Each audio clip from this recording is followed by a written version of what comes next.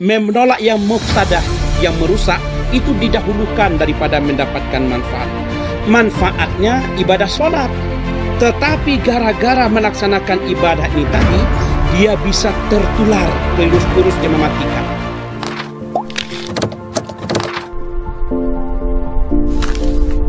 Assalamualaikum warahmatullahi wabarakatuh. Selamat datang teman-teman semua di channel kami Zona Populer, di mana di sini kita bakal membahas semua informasi yang populer.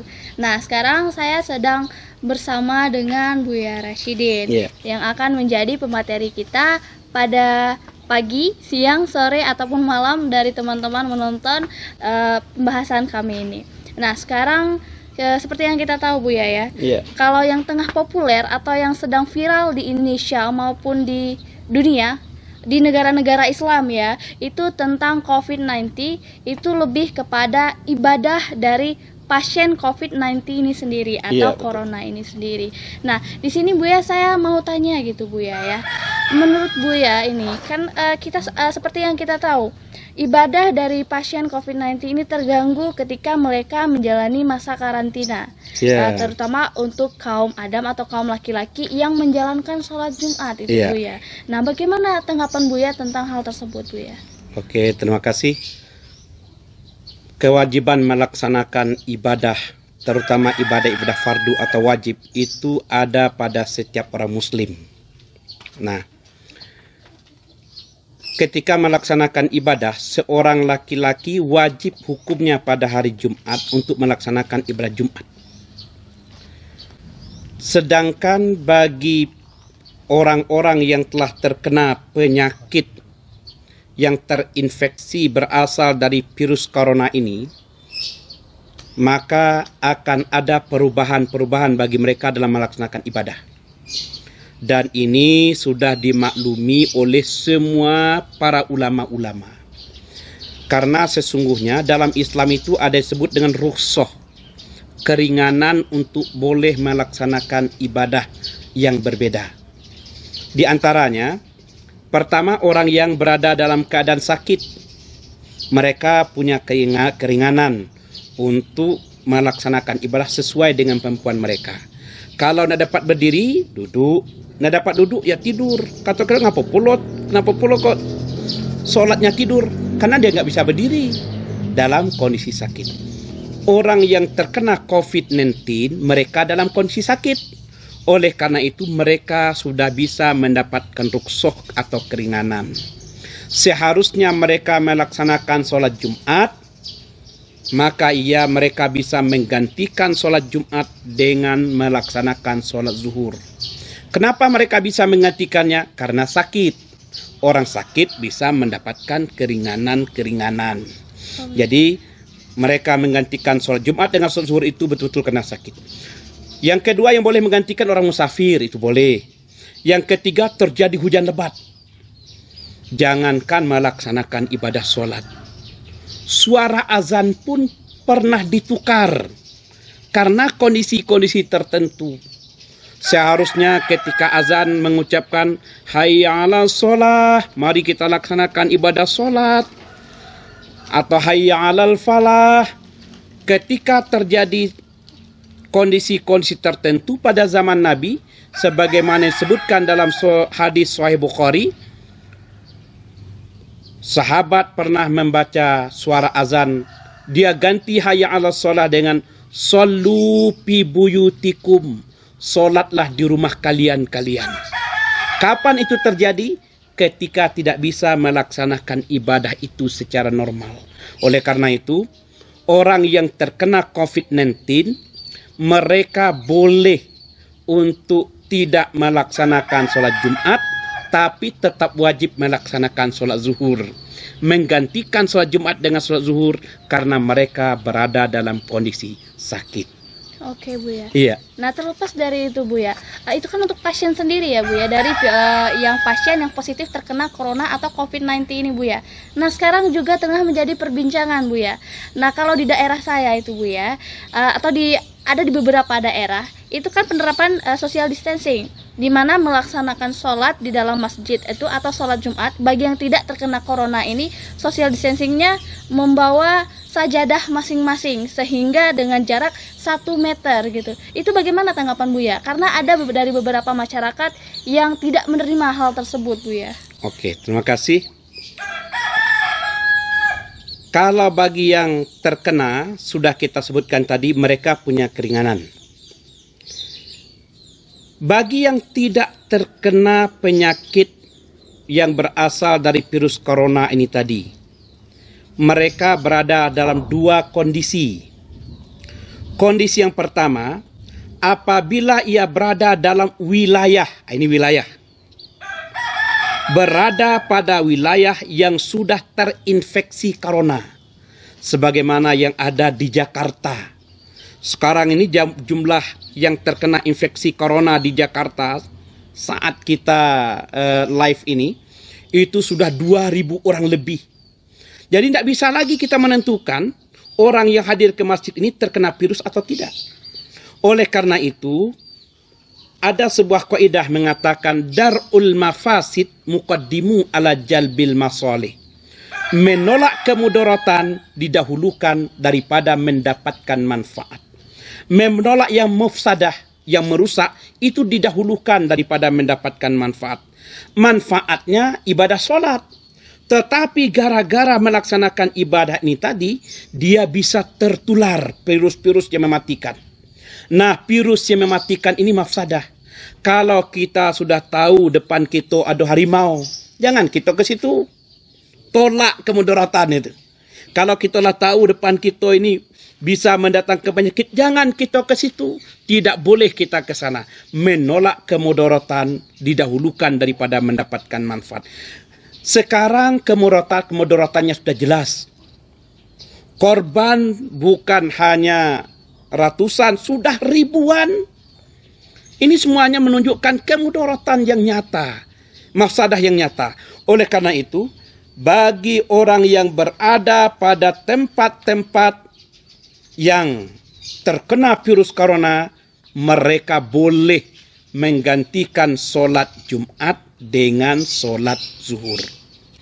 Sebaliknya, ada pula nyo tinggal di daerah-daerah terisolir, orang kena corona tapi tidak mau sholat Jumat. Nah, untuk yang ini, bagi orang yang tidak terkena virus corona, berada pada daerah-daerah yang sehat, yang tidak terinfeksi virus corona, maka bagi mereka tetap wajib untuk melaksanakan sholat Jumat. Jangan pula dijadikan alasan, saya tidak sholat Jumat, kenapa? Orang kena virus corona. Yang kena tu orang, bukan kita. Yang kena tu daerah orang, bukan daerah kita. Kalau kita sudah jelas semuanya. Oleh karena itu, sesuai dengan Fatwa Majelis Ulama Indonesia nomor 14 tahun 2020, bagi orang yang terkena virus corona, mereka bisa menggantikan sholat Jumat dengan sholat zuhur. Bagi yang tidak terkena virus corona, apabila mereka berada pada daerah yang terkena virus corona, mereka bisa menggantikan sholat Jumat dengan sholat zuhur. Bagi yang tidak kena corona, berada di daerah yang tidak terkena corona juga, tetap wajib untuk melaksanakan sholat Jumat. Jangan dijadikan alasan untuk meninggalkan sholat Jumat. Oke, itu penjelasan Buya dari sholat Jumat tadi itu teman-teman nih penonton ya. Jadi selanjutnya ini Buya, kita tahu di garda terdepan kita adalah para medis, dokter dan juga perawat. Tim medis ini yang melakukan sholat menggunakan APBD begitu Buya. Woi, ini luar biasa sekali ini ya. Dan lagi viral-viralnya, padahal mereka ini garda depan ini. Garda terdepan untuk menyelamatkan Indonesia kita. Iya. Lalu bagaimana mereka banyak yang muslim loh, pakai jilbab segala macam, dan rata-rata ahli medis itu banyak yang melaksanakan ibadahnya sangat rajin sekali. Sementara mereka harus merawat pasien-pasien. Lalu bagaimana ibadah mereka? Nah, pertama, tata cara ibadah bagi orang yang menggunakan APD ini tadi. Sebelum menggunakan APD, dianjurkan untuk berwudu terlebih dahulu. Jadi sebelum menggunakan APD, mereka disilahkan berwuduk terlebih dahulu. Silahkan mereka berwuduk. Sehingga meskipun menggunakan APD, tetap bisa melaksanakan ibadah.